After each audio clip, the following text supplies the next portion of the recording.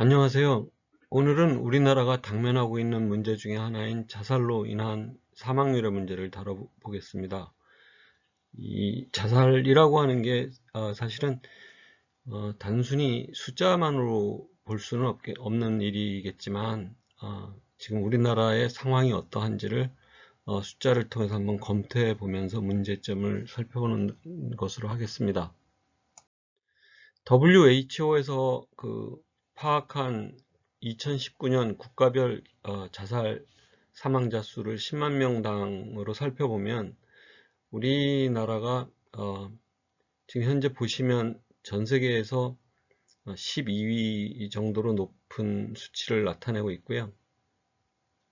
그 다음에 OECD에서는 1위입니다. OECD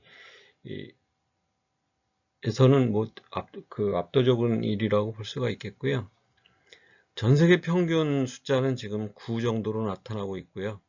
우리나라는 지금 21명으로 전 세계 평균 대비 2배가 넘게 지금 발생하고 있습니다.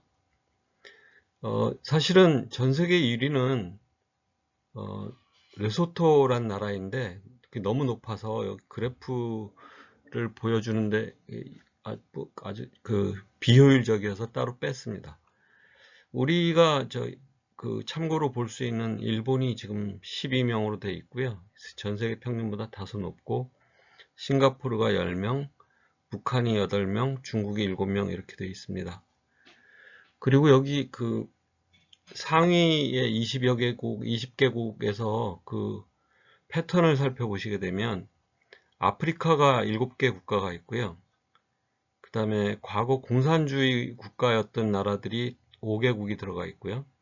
그 다음에 태평양 섬나라가 4개국이 들어가 있습니다. 그 다음에 남미에 비스페인어권이 지금 2개국이 들어가 있고요. 가야나하고 수리남이 들어가 있습니다. 근데 이 비스페인어권 쪽은 인구 구성이 굉장히 복잡합니다. 그러니까 가야나는 프랑스 식민지였기 때문에 불어 쪽도 있고 그 다음에 아프리카 쪽도 있고 굉장히 복잡하고요. 수리남은 네덜란드 식민지였습니다. 그래서 다른 네덜란드 식민지였던 인도네시아 사람들, 인도 사람들, 아프리카 사람들, 그래서 원주민들, 이래서 굉장히 인구 구성이 복잡한 문제가 있습니다. 그리고 이제 종교도 스페인어권이 대부분 카톨릭이어서 자살을 굉장히 제약시하는 그런 종교거든요. 그러니까 다른 데에서는 그런 높은 자살률이 나타나고 있지 않고요. 유일하게 남미에서는 우루과이 하나만 지금 이 탑 20개국에 들어 있습니다.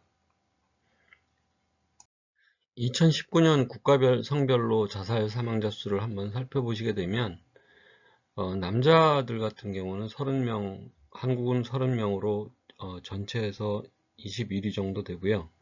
그리고 여자들은 지금 전 세계에서 네 번째로 높습니다. 그러니까 우리나라보다 여자들 사망자 수가 높은 것이 가야나하고 레소토가 먼저 들어가 있죠. 레소토, 가야나, 짐바브웨, 그 다음이 한국 정도가 되고 있습니다. 그래서 4위로 되어 있고요. 그래서 전체로 합하면은 지금 12위가 되는 것이고요. 북한 같은 경우에는 지금 여기 나와 있지는 않습니다만 남자가 11명 정도가 되고 여자가 6명 이렇게 되어 있고요. 그래서 전체 평균이 8명이 되어 있고요. 또 하나 이제 눈여겨볼 만한 것이 전 세계적으로 보면 여자들의 자살 사망 비율이 남자 대비 43% 정도 되거든요. 근데 자살률이 높은 국가에서는 거의 일관되게 거의 여자들의 사망률이 훨씬 낮게 나타나고 있습니다. 그러니까 그만큼 여러 가지 못 사는 나라에서는 남자들이 굉장히 사회적인 압력이나 경제적인 압력을 많이 받고 있다는 거고요. 반면에 이제 이 일본, 싱가포르, 북한, 중국 이렇게 보시게 되면 일본을 제외하고는 여자들 사망률이 좀 높게 나오죠. 그래서 그 여자들의 사회적인 책임이나 경제적인 책임이 이 집 나라들에서 높다는 것을 보여준다고 생각합니다. 연도별로 우리나라 그 자살자들의 추세를 살펴보시게 되면 2002년부터 급격히 늘어나기 시작해서 2005년까지 지속이 됐고요. 2006년에 좀 감소했다가 다시 급격히 늘어나는데 2009년에 특히 심한 점프가 있었습니다.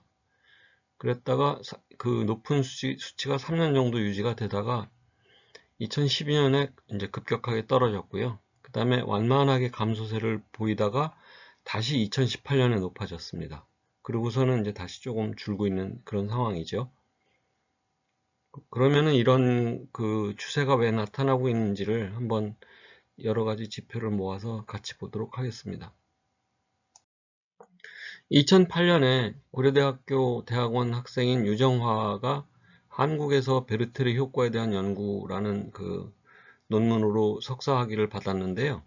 그 베르테르 효과라는 거는 그 독일의 대문호 그 괴테가 요한 볼프강 폰 괴테가 1774년에 25살 때 쓴 그 젊은 베르테르의 슬픔이라는 그 소설에서 주인공이 시련 끝에 자살을 하게 된다는 그런 그 소설을 썼는데 그 소설이 그 스트르문트드랑이라고 하는 그 이 질풍노도의 그 시대적인 조류하고 잘 맞아서 유럽 전체에서 엄청난 선풍적인 그 인기를 얻었다고 합니다. 그래서 그 소설을 읽고 나서 그 베르테르가 죽은 것과 같은 방식으로 권총 자살을 하는 사람들이 굉장히 많았다고 그러더라고요. 그래서 근데 이제 그거를 가지고 그런 유명인들이나 아니면 그런 소설 이런 가상의 인물들이 자살하는 것을 보고 따라서 같이 자살하는 그런 현상을 가지고 이름은 제가 잊었는데 1974년도인가에 그거를 베르테르 효과라는 이름으로다가 어떤 심리학자가 그 규정을 했다고 하더라고요. 그래서 이제 그 이후에 이제 그 심리학 아니면 그 의료계 쪽에서 이제 그 연구하기 시작했는데 그 베르테르 효과를 그 유정화는 1994년부터 2005년까지 12년 동안 일어난 중요한 그 유명한 그 유명인들 그게 이제 뭐 연예인도 있고 기업인도 있고 정치인도 있고 이제 그런 사람들이 자살했을 때 그 어떤 영향이 있었는지를 살펴봤는데 여기 표에서 보시는 것처럼 대략 그 자살 사건이 있은 다음에 그 직전보다 대략 1300명이 늘고 그 효과가 2달 정도 지속이 됐다는 거죠. 두 달 동안에 그 늘어난 효과가 보시게 되면 한 2,500명 가까이 되거든요. 그러니까 2,500명이나 되는 많은 사람들이 베르테르 효과 때문에 목숨을 잃고 있다는 거죠. 그런 논문을 냈고요. 그 서울시장이던 박원순 씨가 자살하고 나서 매일경제에서 그 당신의 생명은 소중합니다 이런 그 기획 기사를 냈는데 모방 자살에 대해서 이걸 조사를 했더라고요. 그래서 그걸 봤는데 이제 아까 거는 2005년까지였는데 여기서는 2008년 이후에 이제 그 자살자들을 이렇게 파악을 해서 그 증감을 이렇게 본 거거든요. 근데 여기도 보시면 구체적인 숫자 자체는 차이가 있는데 최진실 같은 경우는 지금 한 800명 정도가 더 사망한 것으로 나와 있고요. 노무현 대통령 같은 경우도 1000명 정도가 더 늘어난 걸로 돼 있고 성완종 씨 같은 경우는 이제 차이가 좀 거의 나지 않는 걸로 돼 있죠. 그래서 종현이의 경우에도 영향이 꽤 있었던 걸로 보이고요. 그래서 최진실, 노무현 이 두 분은 굉장히 큰 영향을 준 것으로 이렇게 파악이 됐었습니다. 매일경제에서 조사한 바로요. 그 베르테르 효과 말고도 지금 우리 나라 그 인구당 그 자살에 영향을 주는 여러 가지 요인들이 있을 수 있죠. 그래서 여기다가 지금 그런 자료들을 모아봤습니다. 그러니까 사회 경제적인 요인으로 가장 밀접하게 볼 수 있는 것이 코스피 지수거든요. 그러니까 우리나라 경제 상황을 보여주는 거죠. 그 다음에 이제 또 하나 그 큰 영향을 줬었던 것이 카드 대란입니다. 2002년도부터 2006년까지 카드 대란이 있었죠. 그래서 이제 그걸 그 베르트르 이펙트와 그걸 같이 이렇게 다 하는 건데요. 10만 명당 사망자 수랑 같이요. 그래서 보시게 되면 그 2003년도에는 그 현대그룹의 정몽원 회장이 돌아가셨죠. 그래서 그때 이제 10만 명당 사망자 수가 5명이 늘어났고요. 그러면 이게 대략 한 2,500명 정도가 그 영향이 있었다는 거죠. 그 다음에 안상영 부산시장, 박태영 전남지사 이 두 분이 돌아가셨을 때도 상당한 영향이 있었고, 이은주 씨가 자살했을 때에도 그 굉장히 큰 영향이 있었습니다. 2006년도에는 유명인 자살이 없었고요.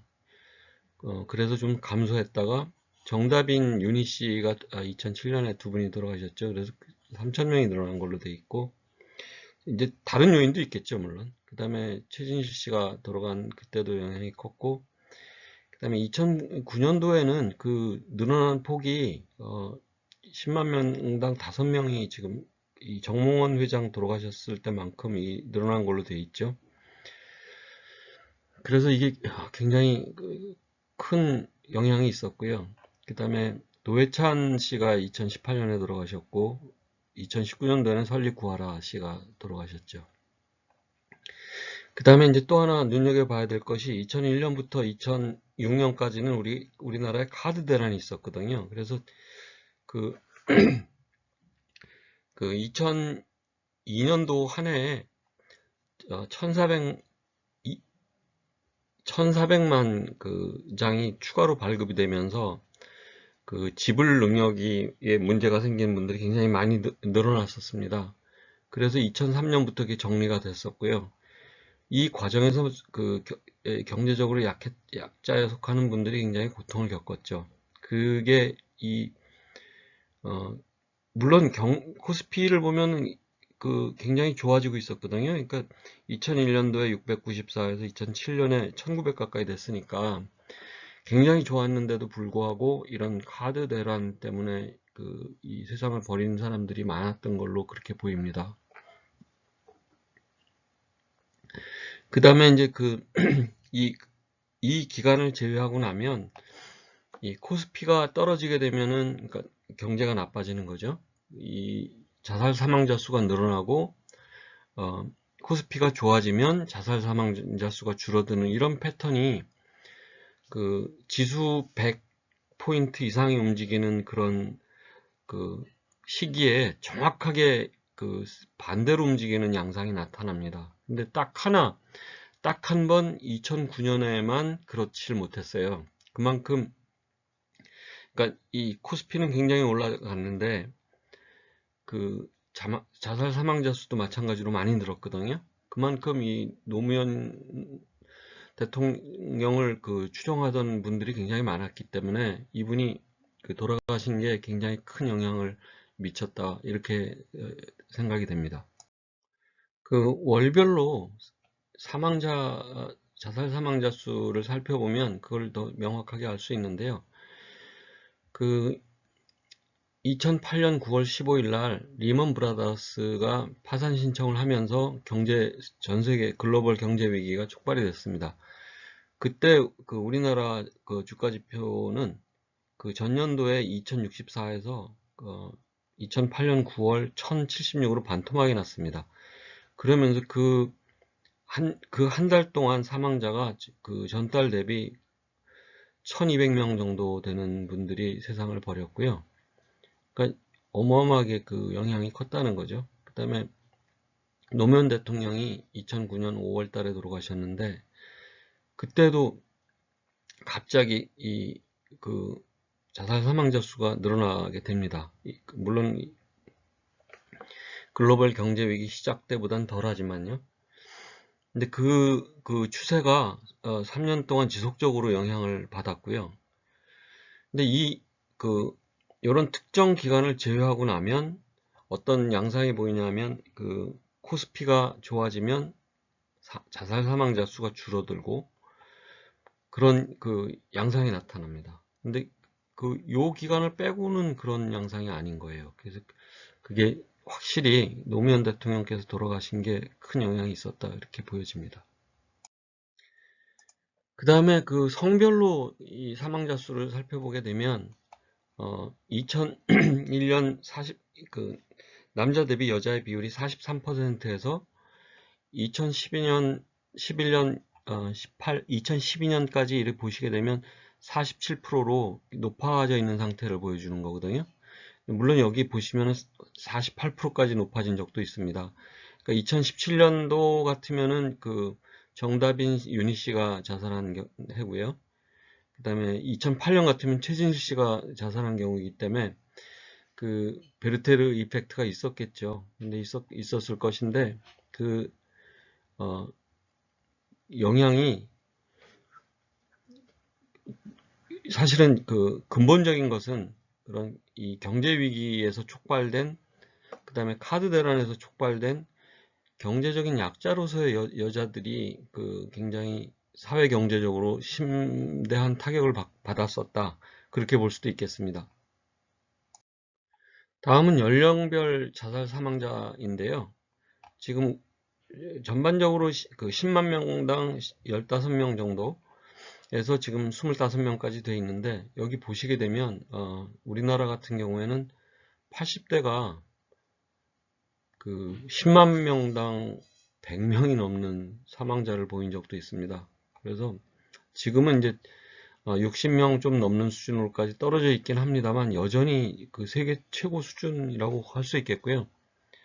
70대, 60대는 그래도 많이 좀 떨어져 있습니다만 70대와 80대까지가 지금 굉장히 높은 수치가 나타나고 있어서 이분들이 사회 경제적인 안전망에서 보호를 받고 있지 못하고 있다.